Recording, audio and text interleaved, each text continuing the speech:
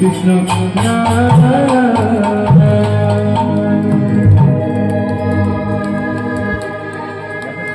শাস্ত্র মতে আমরা পেয়েছি বাবা, গৌরহরি আমাদের ছেড়ে চলে গেছে, কিন্তু গৌরহরি আমাদের ছেড়ে চলে গেলেও সেই নাম আজও অবিরত ধারাতে এই নদীয়ার বুকে চলছে। ঘরে বসে দ্বীপ পাহারা, ঘরের মালিক আমি নই, করি শুধু খবরদারি আমার ভেবে মজা। দিন অবধি কইছে শুধুই চাই চাই চাই, কেউ তো ভেবে দেখলো না রে এ সংসারে কৃষ্ণ নাম হরি নাম ছাড়া কিছু নাই নাই নাই। তুমি কি কথা বলছি মা? এই হরিনাম আমাদেরকে কি দিতে পারে? এই হরিনাম এটা সংকীর্তন কেন? সমবেত ভাবে ভগবানের বীজ, অর্থাৎ যে মন্ত্র দ্বারা মানুষ এপার থেকে পরপারে চলে যায় সেই মন্ত্র সমবেত ভাবে মানে একত্রিত ভাবে করা হয়, তাই এটা সংকীর্তন। এই হরিনাম আমাদেরকে কি দিতে পারে না? এই হরিনামের গুণে একটা খারাপ ছেলে ভালো পথে আসতে পারে, এই হরিনামের গুণে একটা খারাপ মেয়ে ভালো পথে আসতে পারে, এই হরিনামের গুণে একটা চরিত্রহীন থেকে চরিত্রবান তৈরি হতে পারে যদি আমরা সাধু গুরু সঙ্গ করতে পারি। ভগবান বললেন তোমরা যদি সাধু গুরু সঙ্গ করে আমার দিকে যদি এক পা এগিয়ে আসো আমি তোমাদের দিকে দু পা এগিয়ে যাব। কিন্তু সাধু গুরু সঙ্গ করে তোমাকেও আমরা ভগবানকে স্মরণ করি, তাই ওই ভগবান আমাদের ডাকে ধরা দেন না। এই ভগবানের মন্দিরে আমরা বারে বারে ছুটে আসি তো এই ভগবানের দুয়ারে প্রত্যেককে আমাদের ছুটে আসার পিছনে একটা করে স্বার্থ লুকিয়ে রয়েছে। ভগবানকে ডাকবার পিছনে প্রত্যেকের আমাদের একটা করে স্বার্থ কাজ করে। কি স্বার্থ না? প্রভু আমার ছেলেটার যদি ভালো চাকরি হয়ে যায় তাহলে আমার ছেলের ওজনে তোমাকে বাতাসা দেব। কেউ আমরা ভগবানের কাছে প্রতিজ্ঞাবদ্ধ, প্রভু আমার মেয়েটার যদি ভালো ঘরে সম্বন্ধ হয়ে যায়, বিয়ে হয়ে যায়, শুধু মেয়ে কেন মেয়ে এবং জামাই দুজনের ওজনে তোমাকে বাতাসা দেব। প্রত্যেকে আমরা প্রভুর কাছে প্রতিজ্ঞাবদ্ধ, প্রভু তোমাকে আমরা বাতাসা দেব। আমাদের দেহে যখন একটা রোগ বাসা বাঁধে তখন আমরা মিষ্টি খাওয়া ছেড়ে দিই। রোগটার নাম কি একটু জোরে? সুগার। সুগারের ভয়ে আমাদের দেহকে রক্ষা করবার জন্য আমরা মিষ্টি খাওয়া ছেড়ে দিলাম। কিন্তু পৃথিবীর বুকে আমি আপনি একজন দুজন ভক্ত তো আমরা নই, আমরা কোটি কোটি ভক্তগণ রয়েছি। প্রত্যেকে আমরা প্রভুর কাছে প্রতিজ্ঞাবদ্ধ, প্রভু তোমাকে আমরা বাতাসা দেব। বাতাসা ছাড়া তো আর ভগবানকে অন্য কিছু দিতে আমরা শিখিনি। এই বাতাসার চাপে পড়ে আমার ভগবানের একদিন সুগার ভরে যাবে। হরি বল হরি বল। আমাদেরকে সারাবার জন্য ভেবে দেখুন মা, আমাদের সারাবার জন্য বিশ্ব ব্রহ্মাণ্ডে বহু নামী নামী ডাক্তার বাবু রয়েছে, কিন্তু এই জগৎ সংসারের বুক থেকে যদি আমার প্রভু তো একটাই, আমার প্রভু যদি একবার অসুস্থ হয়ে যায় তাহলে এই জগৎ সংসারের বুকে এমন কোনো ডাক্তার নেই যে আমার প্রভুর রোগ সারিয়ে দিতে পারে। তাই ভগবান বললেন আমার দুয়ারে এসে তোরা চাইবি কেন লোভীর মতো? তোদের যে কটা দিয়েছি সে কটা দেনা তোরা আগে শোধ কর। কি দিয়েছ প্রভু? না এই বসার জায়গায় এই মাটি যে আমি তোমাদেরকে দিয়েছি। বলো কেন প্রভু? এই মাটি তো আগে থেকে ছিল। বলো না এটা ছিল না, এটাকে তৈরি করতে হয়েছে। কেমন ভাবি? ভগবানের কানের ময়লা থেকে দুটো দৈত্যের জন্ম, মধু আর কৈটপ। সেই মধু আর কৈটপের মেদ থেকে, চামড়া থেকে তৈরি হয়েছিল এই মেদিনী মানে মাটি, যার উপরে আমি আপনি প্রত্যেকে বসে রয়েছে।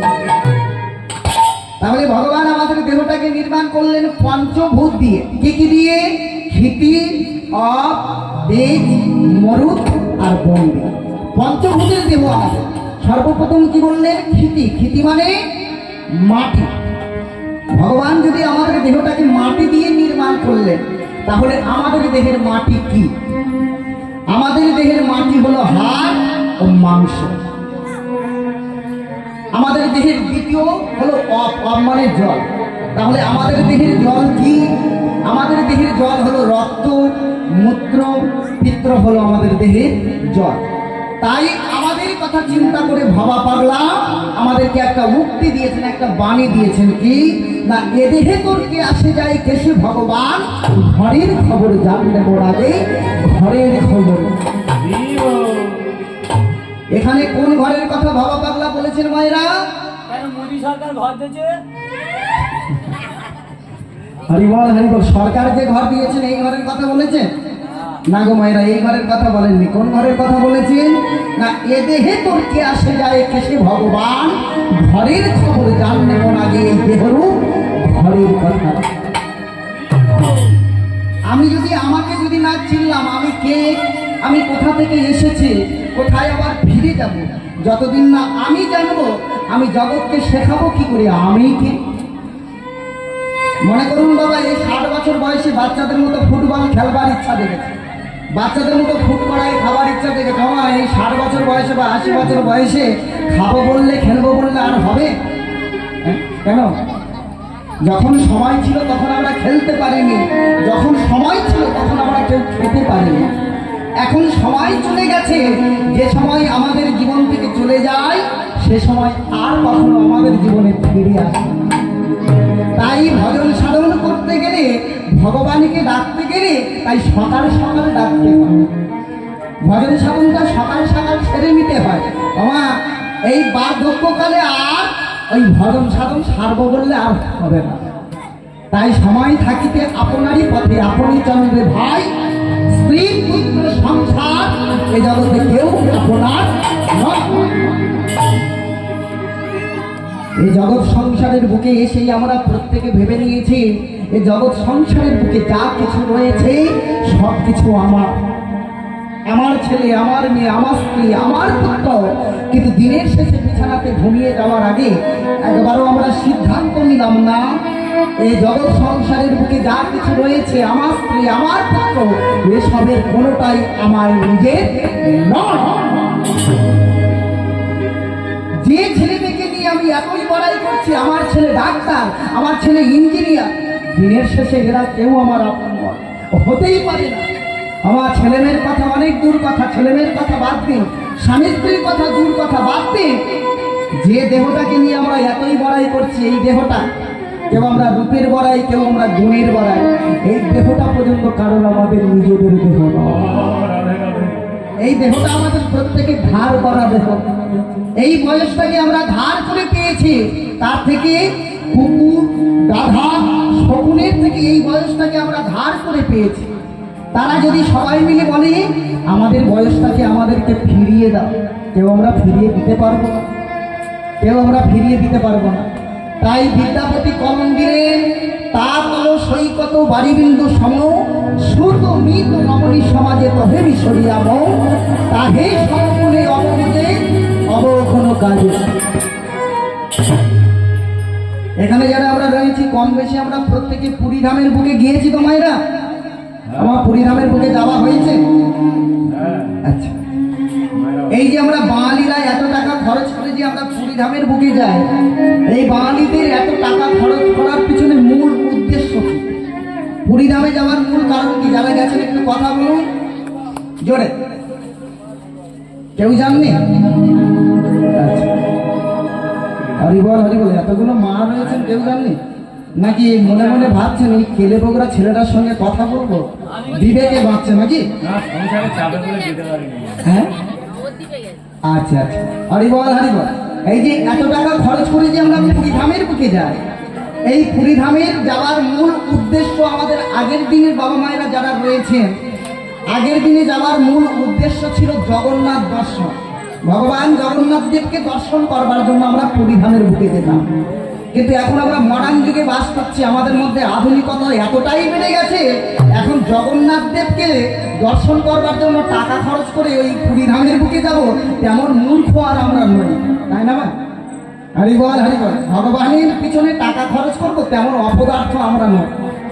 এখন আমাদের পুরীধামে যাওয়ার মূল উদ্দেশ্য হলো ওই জগন্নাথ দর্শন নয়, এটা অনেক আগের দিনের কথা। এখনো পুরীধামে যাওয়ার মূল উদ্দেশ্য হলো ঢেউ খাওয়া, তাতেই জগন্নাথ দর্শন হোক বা না হোক। তারপরে আমরা কি করি না, ওই বালি রাশি একত্রিত করে আমরা ঘর তৈরি করি। এটা আমার ঘর, এটা ভাইয়ের ঘর, এটা বাবা মায়ের ঘর।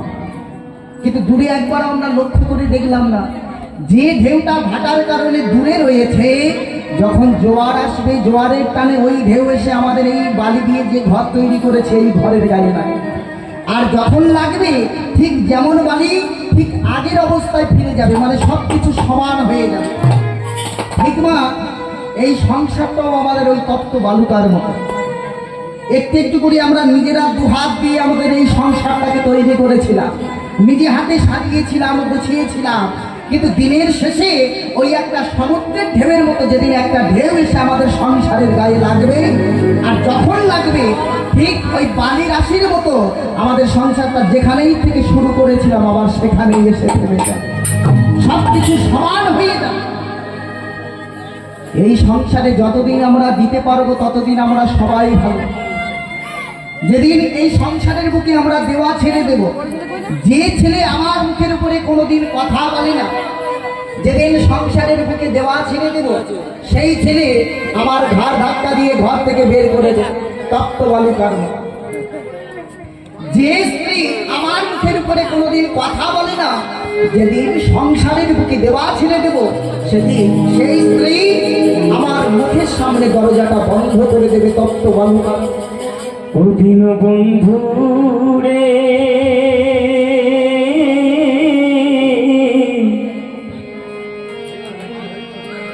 তুমি বিনে আমার কেহ না।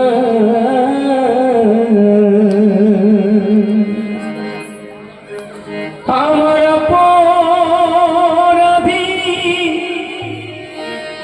দেহ লইয়া,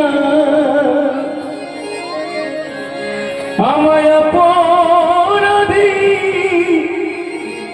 দেহ লইয়া, বলো আমি কোথা যাই, আমার কেহ না।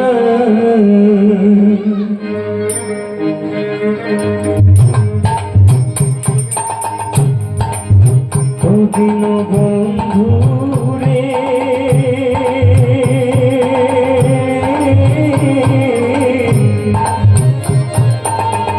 তুমি দিদি আমার কেহ নাই। আমার অপরাধী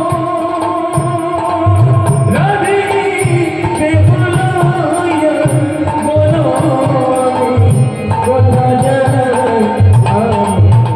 কেহ নাই। দিন বন্ধু রে,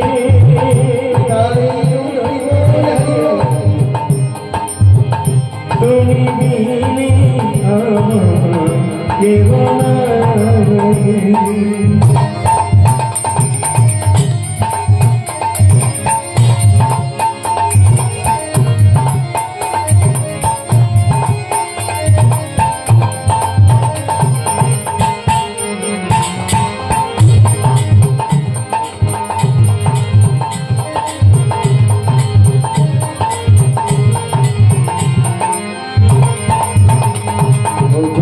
যারাই আমার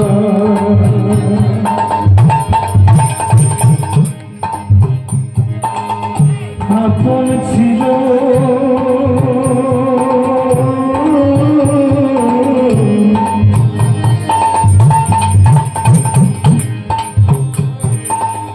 তারাই আমায় ভুলে গেল রে। আমার এই সংসারের বুকে কেউ কারো আপন নয়, তো মিছিমিছি এই সংসারের বুকে আমরা প্রত্যেকে শুধু অভিনয় করতে এসেছি। কেউ আমরা বাবা সেজেছি, কেউ আমরা মামা সেজেছি, কেউ আমরা ছেলে সেজেছি, কেউ মেয়ে সেজেছি। দিনের শেষে আমাদের সবাইকে ফিরে যেতে হবে না, কেউ কারোর আপন আমরা নয়, একমাত্র ওই দীনবন্ধু দয়াল জানাই আমার আপন ছিল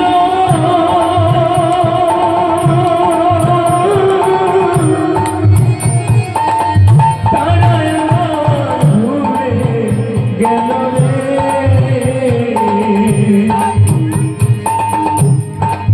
ও দয়াল তুমি যদি যাও ভুলে, দয়া তুমি যদি যাও ভুলে, বলো আমি কোথা যাই দীনবন্ধু রে।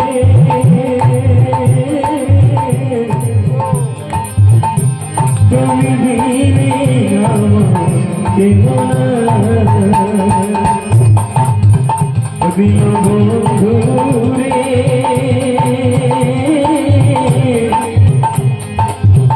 তুমি দিনে আমার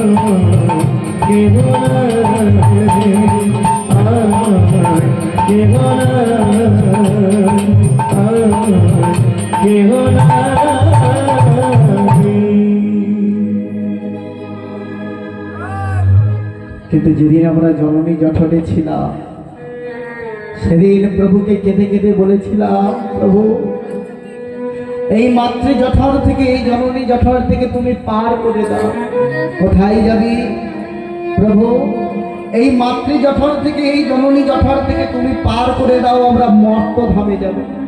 ওই মর্তধামে গিয়ে কি করবি প্রভু? ওই মর্তধামে গিয়ে তুলসী পত্র চয়ন করে চোখের জলে বুক ভাসিয়ে আমরা তোমার রাঙা চরণ ভজব।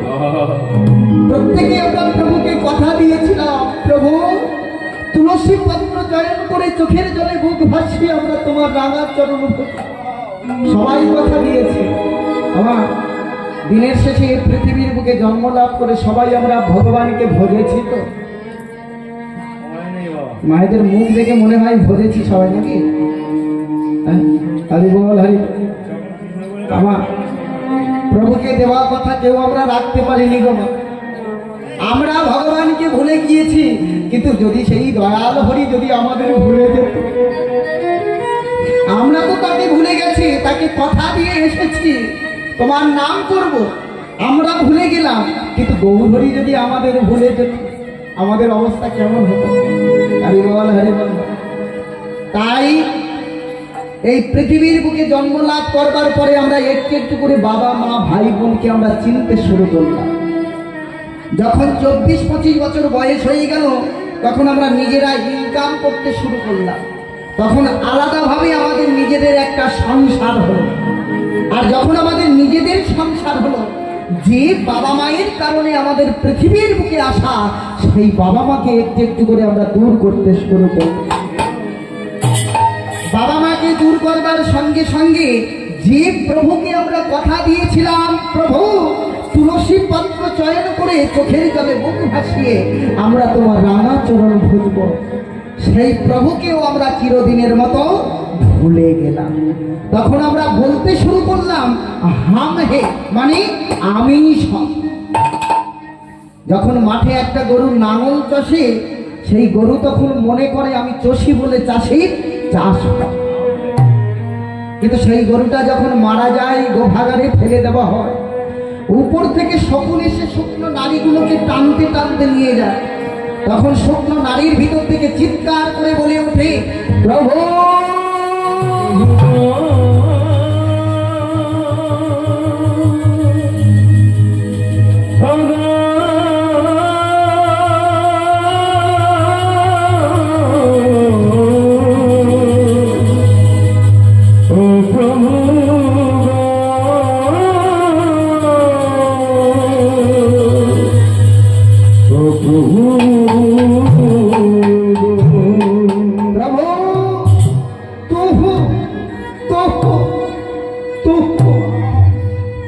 তখনও ভগবান হাসেন, ওরে জীব, সময় থাকতে তো তোরা কেউ আমাকে ভজন সাধন করলি না, অন্তত শেষের দিনে তো তোরা আমাকে স্মরণ করেছিস।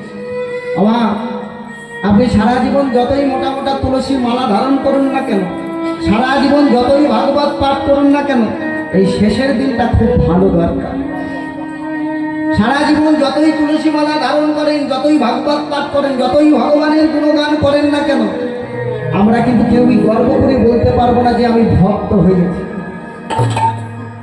কারণ ভগবান চেনা যায় তার চরণ দেখে, আর ভক্ত চেনা যায় তার প্রকৃত মরণ দেখে। যতদিন আমরা জীবিত অবস্থায় থাকবো ততদিন কেউই আমরা গর্ব করে বলতে পারবো না যে আমি ভক্ত হয়েছি। কারণ ওই পিছনে ওই টিকি রাখলে, মালা জপ করলে, তুলসী মালা ধারণ করলে যদি ভক্ত হওয়া যেত, তাহলে পৃথিবীর বুকে আপনি একটাও অভক্তকে খুঁজেই পেতেন না।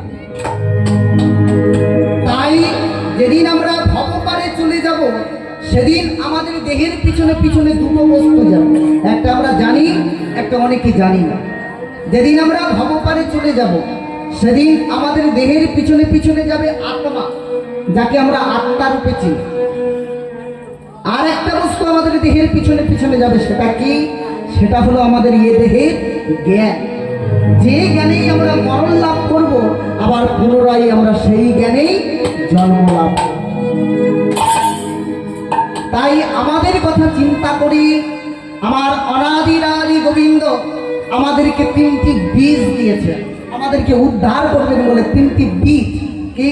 একটা লাউ দানা, একটা ঝিঙে দানা, একটা উচ্ছে দানা। শাস্ত্র কি বলছে? একটা হরি, একটা কৃষ্ণ, একটা রাম। বুঝবে কোথায়? এই মানব রূপ, এই দেহরূপ জমিনে তুমি রোপণ করো কি দিয়ে? না চোখের জলে বহু ভাসি। কেন? মনে করুন মা, এই জমিতে আপনি বীজ পুঁতেছেন, দানা পুঁতেছেন, 1 দিন 2 দিন 3 দিন 4 দিন আপনি জল দিলেন না, বীজ থেকে অঙ্কুরোদ্গম বা গাছ তৈরি হবে না? কি গো মা, হবে? হবে না। কারণ কি? আপনি এই কৃষ্ণ নামের বীজ এই হৃদ মন্দিরে রোপণ করেছেন, কিন্তু জল দিলেন না, তাহলে বীজ থেকে অঙ্কুরোদ্গম বা গাছ তৈরি হবে না। যদি জীব কৃষ্ণ নাম লহে বহুবার, যদি তার না হয় প্রেম বহে বহুবার, তথাপি যেন কৃষ্ণ নামে আঠাই অপরাধ প্রচুর, কৃষ্ণ নামের বীজ তাহে না হবে অঙ্কুর। নিতাই তাই ভগবান আমাদেরকে 3টি বীজ দিয়েছেন। সেই 3টি বীজ নিয়ে আমরা প্রত্যেকে হাতে হাতে করতালি দিতে দিতে ভগবানকে সবাই মিলে আমরা স্মরণ করবো, সবাই মিলে গাইব। তোমরা জপে যাও নামের মালা, জপে যাও নামের মালা, অমন সর্বদাই অন্তরে বল হরে কৃষ্ণ হরে কৃষ্ণ কৃষ্ণ কৃষ্ণ হরে হরে, হরে রাম হরে রাম রাম রাম হরে হরে। জোরে জোরে গাওয়া যাবে? গাওয়া যাবে? একটু জোরে জোরে সবাই মিলে। হরে কৃষ্ণ কৃষ্ণ কৃষ্ণ হরে হরে, হরে রাম রাম রাম। হরি বল হরি বল। আমার খুব ভালো হচ্ছে তো, এখানে ভালো ভালো শিল্পী আপনাদের মধ্যেই রয়েছে। আমার বাইরে থেকে শিল্পী ভাড়া করার আর কোনো দরকার নেই গো, খুব ভালো লাগছে গো। হরি বল সবাই মিলে জোরে জোরে। হরে কৃষ্ণ